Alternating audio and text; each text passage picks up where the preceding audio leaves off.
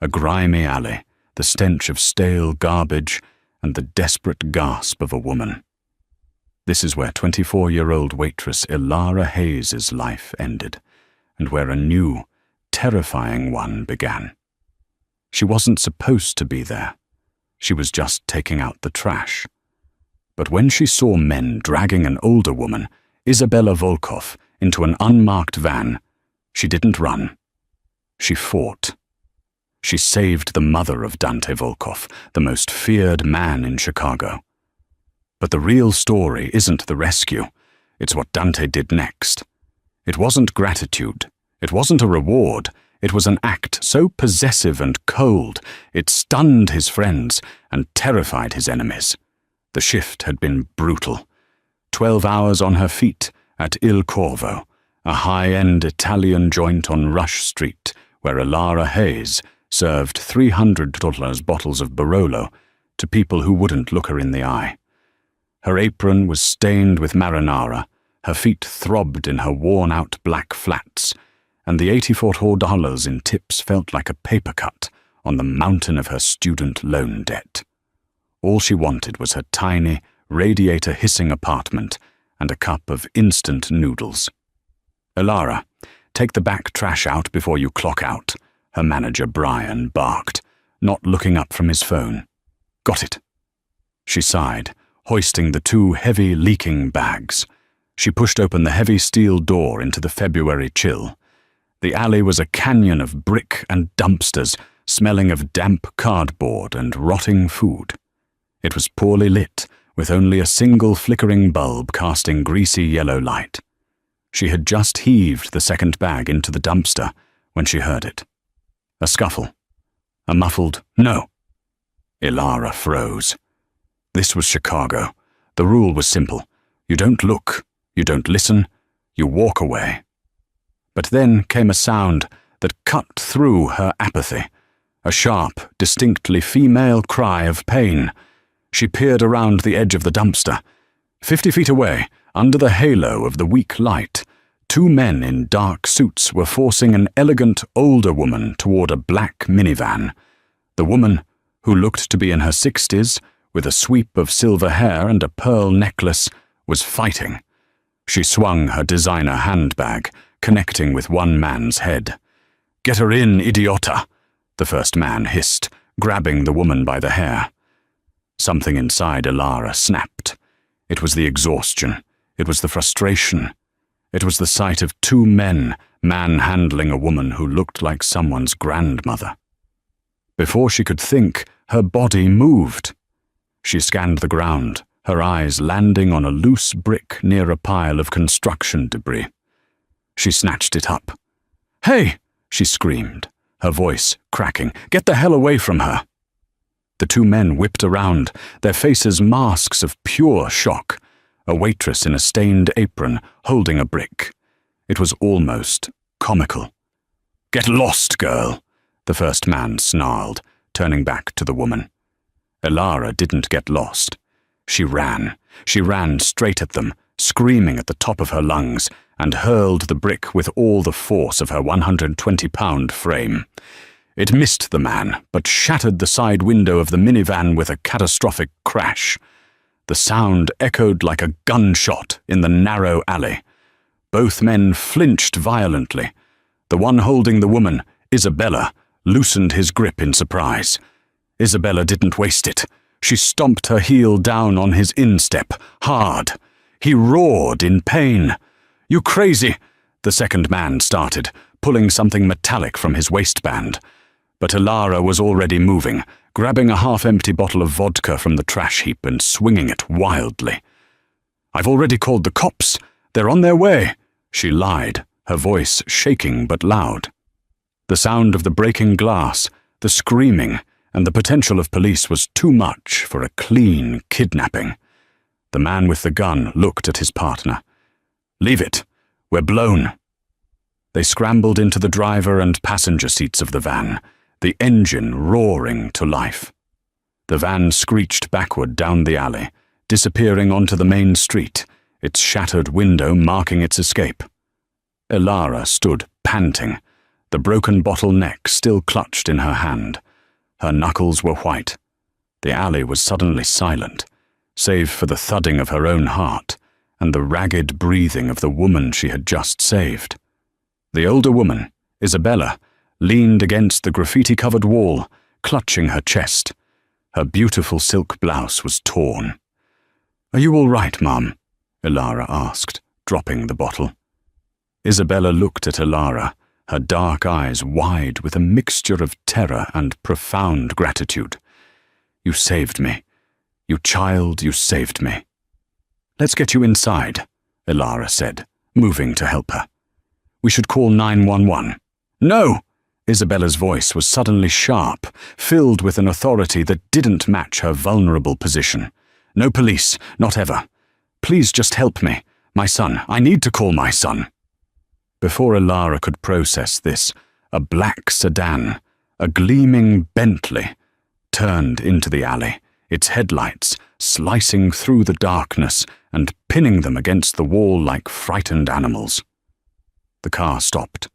2 doors opened. A man in a perfectly tailored suit, Marco Rinaldi, stepped out of the passenger side, his eyes scanning the alley, his hand inside his jacket.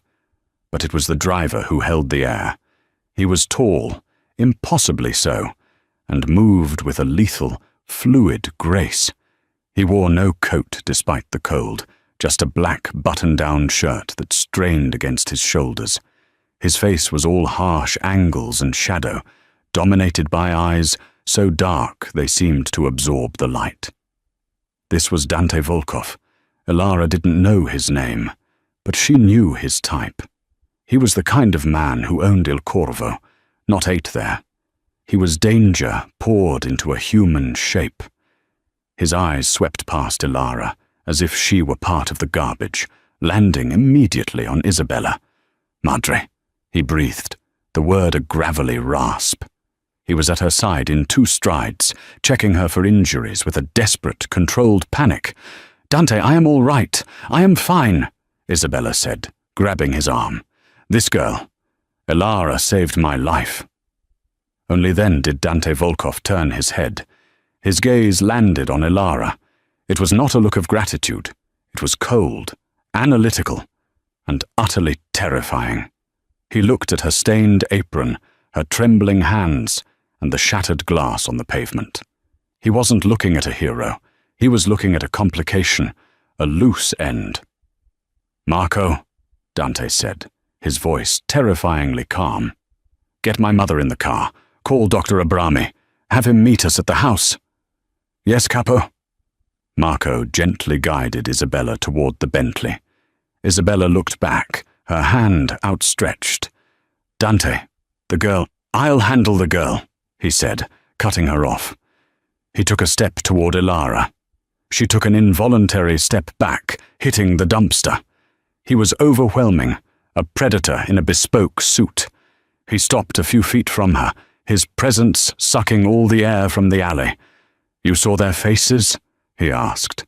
His voice was low, smooth, and laced with steel.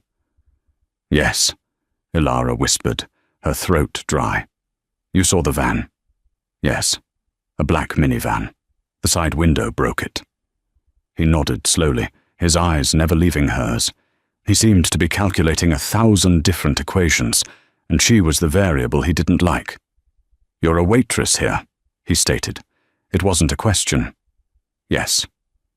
"Ilara Hayes," he said, reading the name tag on her apron. He tilted his head. "You were very brave, Ilara Hayes, and very, very foolish." He reached into his jacket. Ilara flinched, her heart stopping. She thought, "This is it. He's going to kill me. I saw too much." He didn't pull out a gun. He pulled out a thick, black wallet. He extracted a wad of cash, hundreds, more than she made in a month, and held it out to her. "For your trouble. And for your silence. You saw nothing tonight. You went to work. You took out the trash. You went home. Understand?" Ilara looked at the money. She looked at his impassive, sculpted face. The adrenaline was fading, replaced by a cold, sharp anger. She had just risked her life. She had a brick-sized bruise forming on her shoulder from the recoil, and he was treating her like a problem to be paid off. "I don't want your money," she said, her voice shaking but firm. Dante's eyebrows raised a fraction of an inch. It was the first flicker of genuine surprise. "I said," Ilara repeated, louder, "I don't want it. I'm glad your mother is safe. Now if you'll excuse me, I need to clock out." She tried to push past him. His hand shot out, grabbing her upper arm. His grip wasn't brutal, but it was an iron trap. It held her fast, and the contact sent a jolt of pure, undiluted panic through her. "You don't get to walk away," he said, his voice dropping to a deadly whisper. "You may not want my money, but you're now part of my problem. They saw your face. They know you're a witness. You saved my mother, yes, but you also made yourself a target. I can take care of myself," she stammered. A dark, humorless chuckle escaped his lips. "With a brick and a vodka bottle? Against Viktor Petrov's men? You're a child." He looked back at the Bentley, where Marco was waiting by the open rear door. His mother was watching through the tinted window. His decision was made. "What are you doing?" Ilara whispered as he began to pull her toward the car. "My mother called you an angel," Dante Volkov said, his grip tightening. "But you're a witness, and I don't leave witnesses to chance." "You can't do this," she cried, pulling back. "This is kidnapping." "No," he said, opening the car door and effortlessly pushing her inside, sliding in beside her. The door shut with the heavy, final thunk of a vault. "This is protection. My kind of protection." Marco got in the front, and the Bentley pulled smoothly out of the alley. Ilara looked out the window at the dumpster, the broken bottle, and the life she had just lost. Dante Volkov hadn't thanked her. He hadn't praised her. He had taken her. That was what he did next. And as Ilara sat trapped between a mafia boss and his consigliere, she realized this was the moment that shocked everyone. Not the attack, but the fact that the savior was now a prisoner. The ride was silent, but the silence was a living thing, heavy, oppressive, and smelling faintly of Italian leather and Dante's expensive sandalwood cologne. Ilara sat perfectly still, her hands fisted in her stained apron. She was acutely aware of the man beside her. He wasn't looking at her. He was staring out the window, his jaw tight, his reflection a cold mask in the glass as the city lights of Chicago streamed past. In the passenger seat, Marco Rinaldi spoke quietly into a phone, his voice a low, urgent murmur. "Yes, full lockdown. Double the perimeter at the lake house. I want eyes on every one of Petrov's businesses by midnight, and find that van. Burn it, and find the men who were in it. Capisci?" Ilara's blood ran cold. Petrov. Burn it. This was not a movie. This was real. They drove north, leaving the glittering artery of the Magnificent Mile for the dark, opulent privacy of the Gold Coast. The Bentley slipped into an underground garage beneath a skyscraper that pierced the clouds.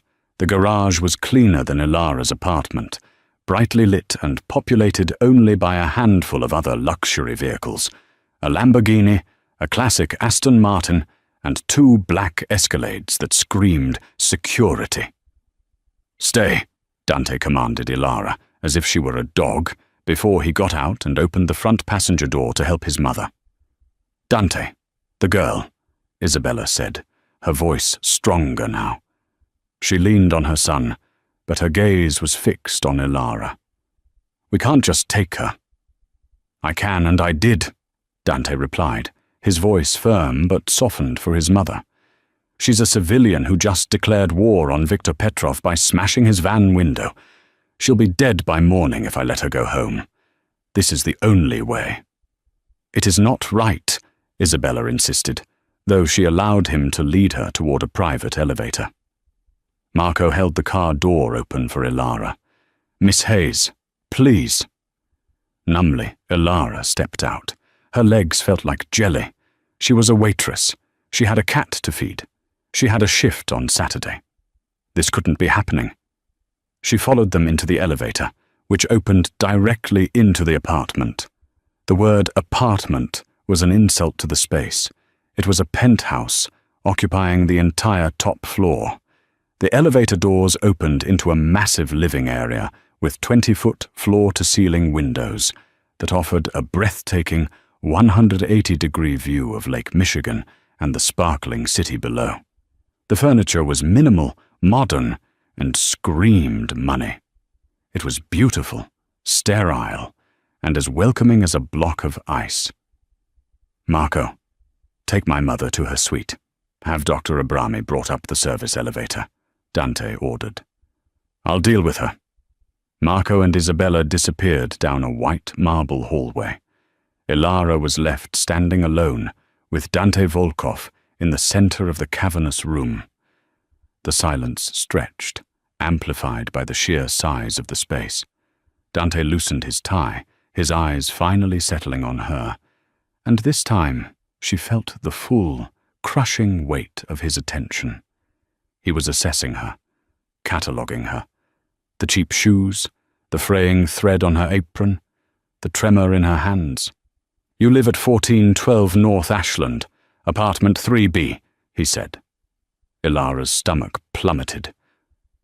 "How did you know that?" "My men ran the name on your apron 5 minutes after we left the alley. They are at your apartment now, collecting your things." "My things? You can't just go into my home," she cried, her voice echoing in the sterile room. "I have a cat. Milo, you have to let me—" "The cat will be taken care of," he said dismissively. "It will be brought here." This casual violation of her life, her home, broke through her fear. "You think you can just do this? You think you can just decide to take care of my life? I saved your mother. This is insane." "What you did was insane," he retorted, his voice dangerously low. He walked toward her, circling her slowly, like a shark. "You, a waitress, attacked 2 armed men. What did you think would happen? You think they just forget your face? You think you go home, feed your cat, and it's over? You're a loose end. Petrov's men will come for you, to silence you. And they won't be as gentle as I am." "Gentle? You call this gentle?" She shot back, gesturing around the opulent prison. "You're alive, aren't you?" he snapped. "You're not in a trunk. You're not at the bottom of the Chicago River. You're in the safest place in this city. You should be thanking me." "Thanking you? You abducted me. You have no right."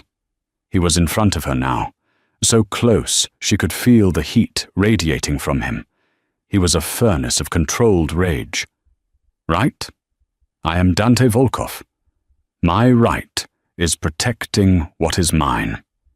And my mother is mine.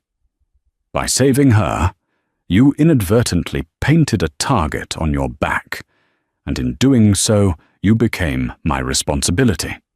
You became a complication, and I handle my complications."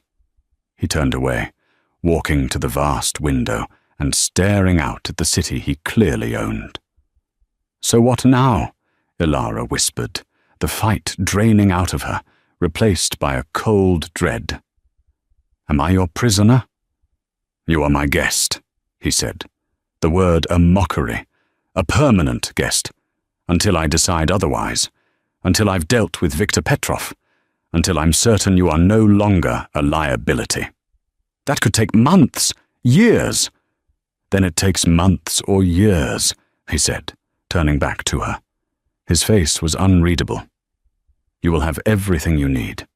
Food, clothes, anything you want, you ask for. But you will not leave this building. You will not contact anyone from your old life. Your phone?" He held out his hand. "No," she said, clutching the pocket of her apron. Dante sighed, a sound of profound impatience. He didn't move, just kept his hand outstretched. "Ilara, do not make this harder than it needs to be. Give me the phone." She hesitated. It was her last link, her one connection to the world she understood. "I can have one of my men take it from you," he said softly. "He will not be as polite as I'm being. The phone. Now." With a trembling hand, she pulled out her cracked iPhone 8 and placed it in his palm. His fingers closed around it. He didn't even look at it, just tossed it onto a marble side table as if it were trash. "This is my life," she choked out, tears of rage and helplessness finally welling in her eyes. "You've just stolen my entire life." "Your old life was a liability," he said, his voice void of sympathy. "It was small, and it was fragile. It's over. This is your life now." He pointed to a hallway on the opposite side from his mother's. "That will be your room. It has its own bathroom. Do not wander the penthouse. Do not touch my things. And do not ever try to leave." The shocking part wasn't just that he'd taken her. It was the totality of it. He hadn't just removed her from danger. He had erased her. He had plucked her from her world and dropped her into his. And he had done it with the casual indifference of a god moving a pawn on a chessboard. As Ilara walked on shaking legs toward the hallway, she passed a large, gilded mirror. She saw her reflection. A girl in a cheap, stained apron, looking small and lost in a palace of glass and steel. She was a ghost already. Dante Volkov hadn't just protected his witness. He had buried her alive in the sky. The next 3 days passed in a disorienting, luxurious blur. Ilara's room was larger than her entire apartment. The bed was a cloud of high-thread count sheets. The closet was the size of her old kitchen, and within hours of her arrival, it began to fill. Men, silent and dark-suited like Marco, brought shopping bags from stores Ilara had only ever walked past. Neiman Marcus, Gucci, Prada. They brought silk pajamas, cashmere sweaters, designer jeans, and shoes with red soles. They brought toiletries that cost more than her weekly groceries. They also brought Milo, her ginger tabby cat, who immediately, traitorously, curled up on a $5,000 armchair. Ilara touched nothing. She stayed in her waitress uniform for the first 24 hours, a small, futile protest, until one of Dante's guards, a mountain named Anton, politely but firmly removed the apron and her work clothes from her room, leaving her with no choice but to wear the opulent gifts. She was a doll in a dollhouse. She was fed 3 times a day by a private chef. She had access to a library of books she'd never have time to read, and a TV with 1,000 channels she had no interest in watching. But the windows didn't open. The elevator required a key fob she did not have, and there was always a guard stationed in the hallway. Dante was a phantom. She heard him sometimes, his low voice a murmur from his office down the hall. She caught glimpses of him, a flash of a black suit as he left or returned, always surrounded by men. He was running his empire, hunting the men who had attacked his mother, and he was ignoring her completely. She was cargo. Secured. Stored. Forgotten. On the 4th morning, Ilara was sitting on the window seat, watching the tiny, ant-like people on the street 80 floors below, when the door to her room opened. It wasn't a guard, it was Dante. He was dressed in a grey tracksuit, his hair damp from a shower. He looked less like a mafia boss and more like an athlete, but the coiled danger was still there. He held a sleek, black tablet. "You're awake," he stated. "It's hard to sleep when you're a prisoner," she retorted, pulling her knees to her chest. He ignored the jibe. "You need a purpose. You're a student, yes? University of Chicago, art history. You dropped out 2 years ago." She stared at him, horrified. "You looked me up?" "I looked everything up." he corrected. Your 3.8 GPA. Your parents' mortgage in Naperville. Your father's $50,000 in medical debt from his heart attack 2 years ago. That's why you dropped out. That's why you work 60-hour weeks at Il Corvo for $84 in tips. Ilara felt stripped bare, eviscerated. He had dissected her life, her sacrifices, her private pain, and laid it all out. "Stop it," she whispered. "I'm offering you a solution," he said, holding up the tablet. "This is a bank account. I have opened it in your name with a non-traceable holding corporation based in the Cayman Islands." He set the tablet on the bed. Ilara looked at the screen. It was a bank statement. Her eyes widened until they hurt. The balance read, 2,000,000. "What is this?" she breathed. "It's the price of your silence, the price of your life. Your father's medical debt will be paid in full by noon today. Your parents' mortgage will be satisfied by tomorrow. This is for you, for your trouble." Ilara looked at the number. $2 million. It was a lifeline. It was an escape. It was everything she had ever dreamed of.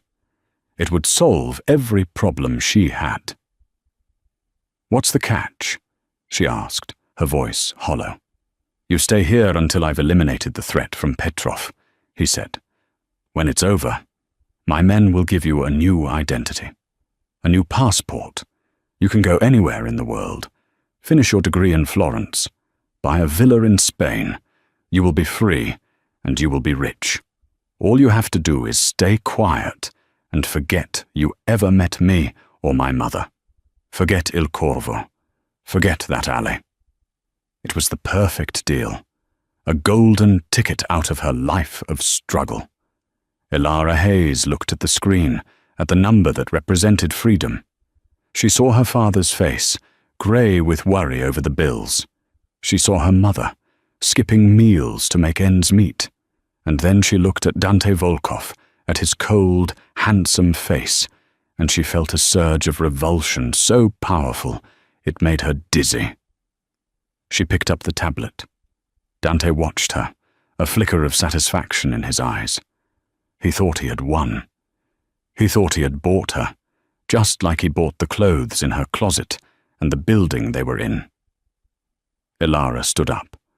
She walked over to him, and she pressed the tablet into his hard chest. "No," she said.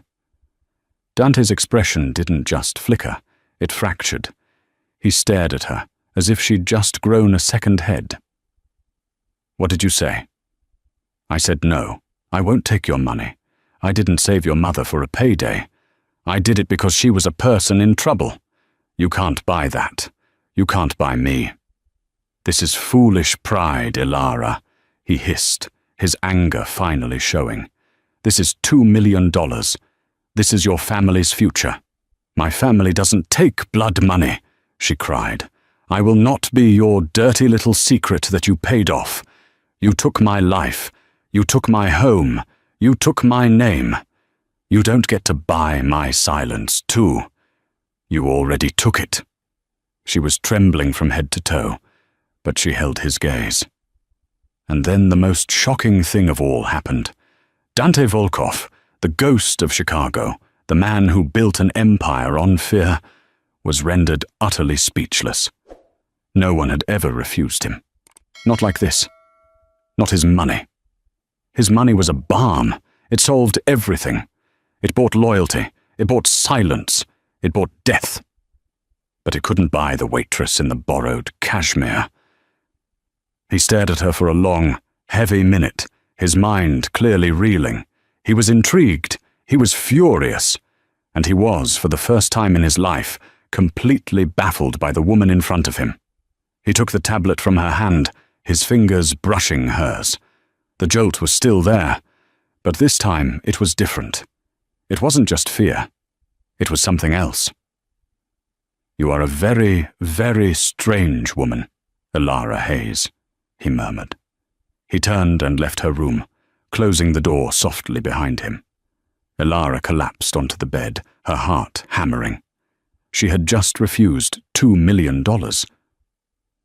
Later that day, there was a soft knock on her door. It wasn't Dante. It was Isabella Volkov. She was dressed in a silk robe, her silver hair brushed and elegant. She looked frail, but her eyes were sharp. "May I come in, Cara?" Ilara nodded, sitting up. Isabella sat on the edge of the bed, her gaze soft. "I heard what you did. What you refused." My men talk," Isabella said with a small smile. "Dante is beside himself. In all my life, I have never seen anyone affect him so. He does not understand you." "I'm not for sale," Ilara said simply. "I know," Isabella said, placing her warm, wrinkled hand over Ilara's. "My son is a good man, buried under a very dark life. His father, Dante's father, was murdered in front of him. He was only 15. He was forced to become what he is, to protect me, to protect his familia. He built these walls." She gestured around the penthouse. "Around his life, and around his heart. He sees everyone as a threat or a pawn." "He sees me as a liability," Ilara said bitterly. "He did," Isabella corrected. "But now he is shocked. You are the first person in a decade who wants nothing from him. The first person who has shown him genuine, selfless courage. He doesn't know what to do with you." Isabella squeezed her hand. "Be patient with him, Ilara. You frightened him more than Petrov's men did. You saved my life, but you may be the only one who can save his." Isabella left. Ilara was alone again. But something had changed. The shock of her refusal had sent a crack through the foundation of Dante's world. He had tried to pay her off, to categorize her and file her away. But she had refused, and in doing so, she had done the one thing that made her infinitely more valuable and infinitely more dangerous to him. She had made him see her. The dynamic in the penthouse shifted. It was subtle, but palpable. The air crackled with a new, unspoken tension. Ilara was no longer just a prisoner.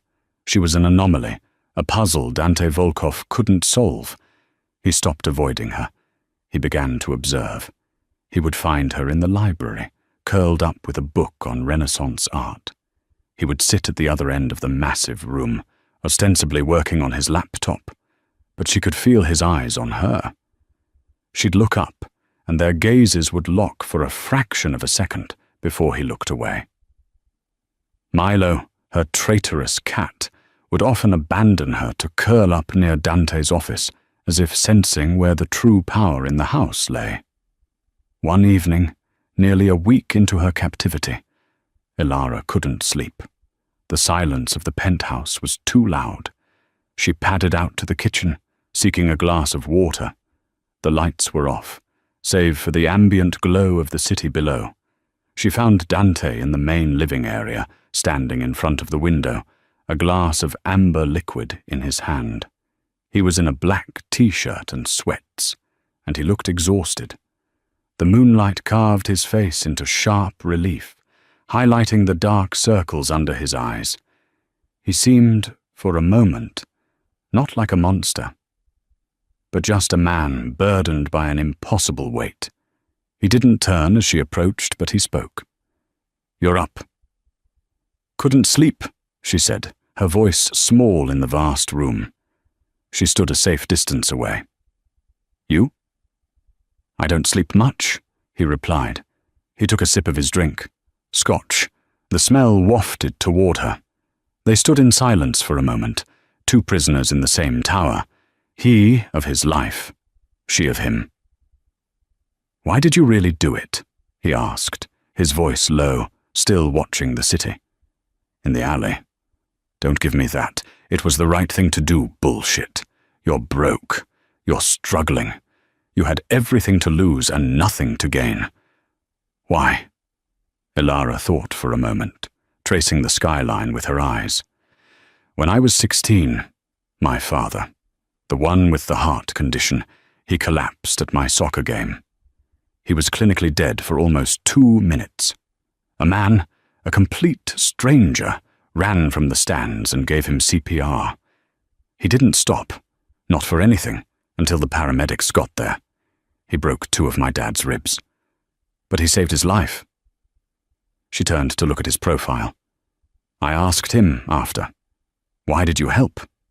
He just shrugged and said, "Because I knew how." It wasn't a choice for him. It was a reaction. She hugged her arms around herself. "I saw your mother, and I guess I knew how. To scream, to throw a brick. It wasn't a plan. It was just, I couldn't not." Dante was silent for a long time. He turned his head slowly, his dark eyes finally meeting hers. The coldness was still there, but beneath it there was a flicker of something raw. A wound. "Selflessness," he finally murmured, as if tasting a foreign word. "It's a dangerous luxury. It's what separates us from people like Viktor Petrov," she said quietly. "And from people like me." His voice was a challenge. Ilara didn't flinch. "I don't know what you are yet, Dante." A ghost of a smile, so faint it was barely there, touched his lips. "Neither do I, mia cara. Neither do I." He downed the rest of his scotch. "Go to bed, Ilara. You're safe here." It was the first time it sounded less like a threat and more like a promise. The next day, he shocked her again. He came to her room as she was finishing breakfast. He was immaculate in a dark navy suit. "Get dressed," he said. "Dressed for what? Another interrogation?" "We're going out," he said simply. Ilara's heart leapt. "Out? You're letting me go?" "No," he said, shattering her hope. "We are going to the annual Children's Hospital Foundation ball. It's at the Drake Hotel. My mother is a patron. The Volkov family is expected to be there." "And you're taking me? Why? To show off your new pet?" His eyes hardened. "I'm taking you because Viktor Petrov will be there. My sources say he plans to make a public statement of condolences for the attack on my mother. A public, I had nothing to do with it, lie. And I am going to respond." "What does that have to with me?" "You," he said, stepping closer, "are my response. Petrov's men saw you. They reported back to him that a waitress saved Isabella. They think you're a loose end, a weakness. They are probably hunting for you right now, to silence you, to hurt me." He reached out, his thumb brushing her cheekbone, a touch that was both terrifying and electric. "Tonight I'm going to show him and everyone else in our world that you are not a weakness. You are not a loose end. You are mine. You are under the protection of Dante Volkov, and anyone who touches you will have to answer to me. It's the only way to keep you safe." This was what he did next. It was an act of shocking possession. He wasn't hiding her. He was going to parade her. He was painting a target on her back, only to stand in front of it himself. A guard brought in a gown. It was not a dress. It was a work of art. Deep emerald green silk, elegant and understated. But it cost more than her car. "Be ready at 7, he commanded, and left. Ilara was terrified, but as she held the silk to her skin, another feeling crept in. A strange, dangerous thrill. She wasn't just a waitress anymore. She was the protected property of the most dangerous man in Chicago. When she met him by the elevator at 7, she had done her hair and makeup. The dress fit as if it were made for her. She saw the flicker in Dante's eyes, the one that went beyond calculation. It was appreciation. It was possession. "You look," he started, then stopped. He cleared his throat. "Andiamo, let's go." He held out his arm. She looked at it. Then slowly, deliberately, she slipped her hand into the crook of his elbow. His muscle tensed beneath her touch. "Just follow my lead," he murmured as the elevator doors opened. "And no matter what happens, do not leave my side." I'm not sure you'd let me, she whispered. He looked down at her, his dark eyes unreadable. No, he said. I wouldn't. They walked out into the garage, surrounded by guards, but it felt as if they were the only two people in the world. The crack in the ice was widening, and Alara wasn't sure if she was falling in or if he was climbing out. The ballroom at the Drake Hotel was a sea of glittering diamonds and tailored tuxedos. It was a different universe from the alley. Here, the monsters wore couture and sipped champagne, writing checks for sick children while ordering hits from their burner phones. The air was thick with perfume, power, and hypocrisy. Alara felt like an imposter. Her hand on Dante's arm was clammy, but his presence was a fortress. As they entered, a hush fell over the room. People didn't just look, they stared. They saw Dante, the ghost Volkov, a man who never attended social functions, a man who was practically a myth, walking in with a stunning, unknown woman on his arm. It was a declaration of war and a statement of power. He's here, Dante murmured, his voice a vibration against her ear. 2 o'clock. Viktor Petrov. Alara glanced. Petrov was older, with a shock of white hair and a brutish, smiling face. He was surrounded by his own men, but his eyes, cold and blue, found Dante's immediately. He saw Dante, and then his gaze slid to Alara.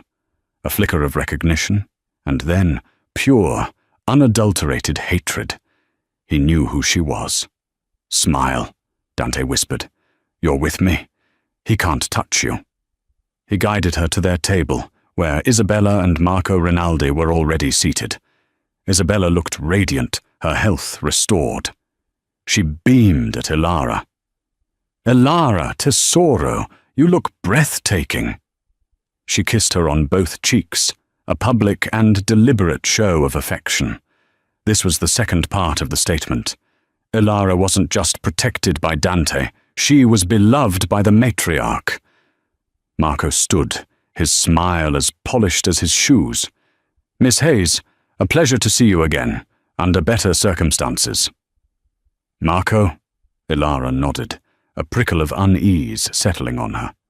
There was something about Marco's perfect smile that felt wrong, but she dismissed it.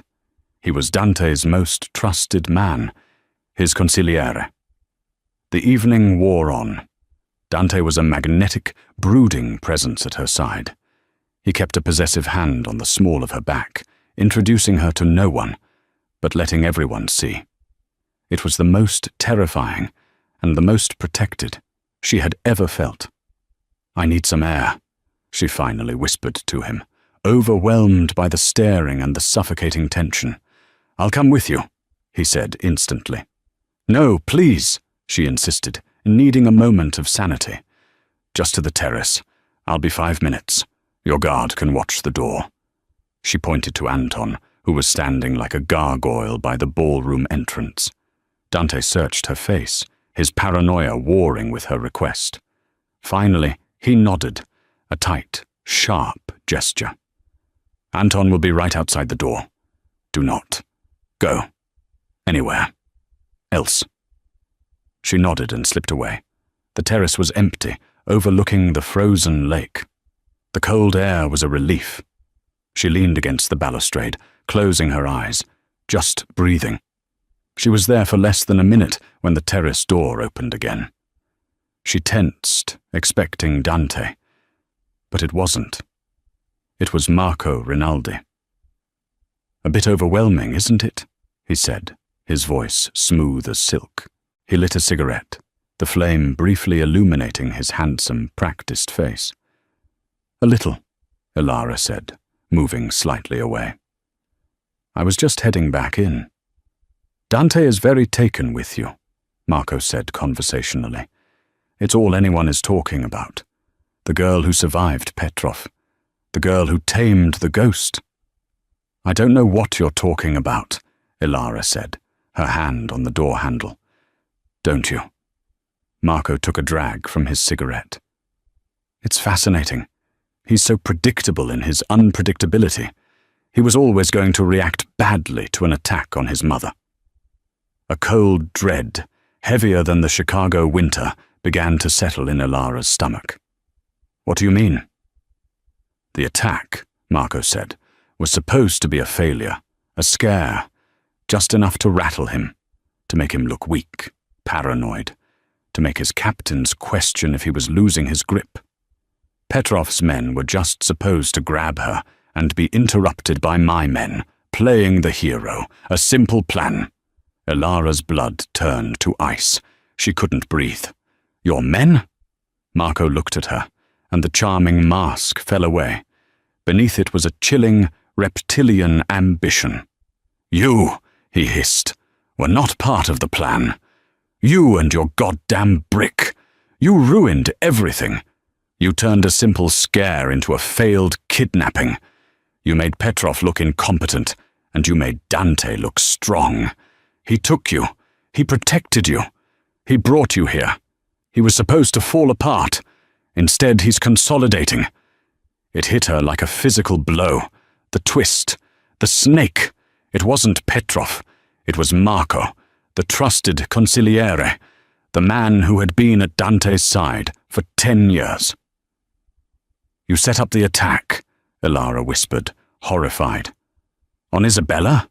On your boss's mother?" "She's a tough old bird. She would have been fine," Marco sneered. "It was business.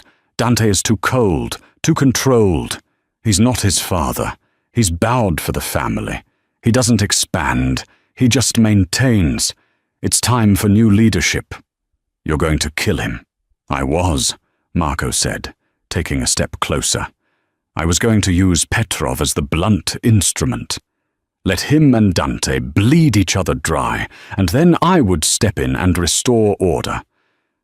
But you've complicated things, Ilara. You've gotten too close." He was inches from her now. "Dante trusts you. He's soft for you. And now you know, another goddamn loose end." Ilara's mind raced. Anton was outside the door, but Marco was between her and the door. "He'll kill you for this," she breathed. "Not if he's dead first," Marco replied, "and not if you're the one who did it." Before she could scream, he grabbed her. He was stronger than he looked. He slammed her back against the balustrade, his hand clamping over her mouth, suffocating her. "You're going to have a tragic accident, Miss Hayes, a broken heart. You're going to throw yourself right off this terrace. Dante, distraught, will be so easy to console." She fought, kicking, scratching at his hand, but he was ruthless. He was forcing her backward, up against the railing. She could feel the cold, empty air of the 12-story drop behind her. "Ilara!" Dante's roar was thunder. Marco froze, his head whipping around. Dante was standing in the doorway, Anton behind him. His face was not angry. It was a white, blank mask of pure, apocalyptic rage. In that split second of hesitation, Ilara acted. She bit down on the flesh of Marco's hand. Hard. Marco yelled in pain, his hand flying from her mouth. Ilara didn't scream. She grabbed the champagne flute he'd set on the railing and smashed it against the brick. "I told you not to leave my side!" Dante roared, already moving, but Marco was faster. Marco saw it was over. His plan was ashes. He grabbed Ilara by the hair, yanking her back as a human shield. "Stay back, Dante!" Marco screamed, a new wild panic in his eyes. "Stay back, or I'll throw her over." Dante stopped, his hands raised. "Let her go, Marco. Let her go, and I'll give you a clean death." "You think you're in charge?" Marco laughed, a high-pitched, hysterical sound.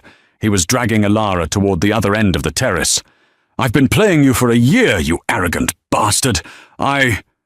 He was cut short by a thwack. It wasn't Dante. It was Ilara. With her free hand, she had plunged the jagged stem of the champagne flute she'd broken into Marco's thigh. Marco screamed, a raw, agonizing sound, and his grip on her hair loosened. Ilara ripped herself free, stumbling and falling to the ground. She looked up, gasping. Dante Volkov was on Marco in an instant. It wasn't a fight. It was a dismantling, a brutal, methodical, and silent series of strikes. A right hook to the jaw that snapped Marco's head back, a crippling blow to the solar plexus. As Marco crumpled, Dante grabbed the front of his tuxedo, slammed him against the wall, and put his hand around his throat. Dante's chest was heaving. He looked at the man who had been his brother, his friend. The betrayal was a living thing in his eyes, hotter and more painful than the anger. "Why?" Dante choked out, his voice cracking for the first time. Marco just laughed, blood and spittle flying from his lips. "Because you're weak. You're just like her," he gurgled, looking past Dante, at Ilara.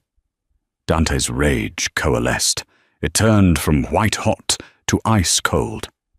He didn't kill him. That was the shocking part. He didn't snap his neck. He didn't throw him from the terrace. He held him there for a second longer, and then, with a sound of utter disgust, he threw Marco to the ground at Anton's feet. "Get him out of here," Dante ordered, his voice flat and dead. "Take him to the warehouse. Call Petrov. Tell him I have a gift for him, a mutual problem to be solved." He adjusted his suit cuffs, his hands perfectly steady. He turned his back on his former consigliere as Anton and another guard hauled the groaning, bleeding man away. The terrace was silent again, save for Ilara's ragged gasps.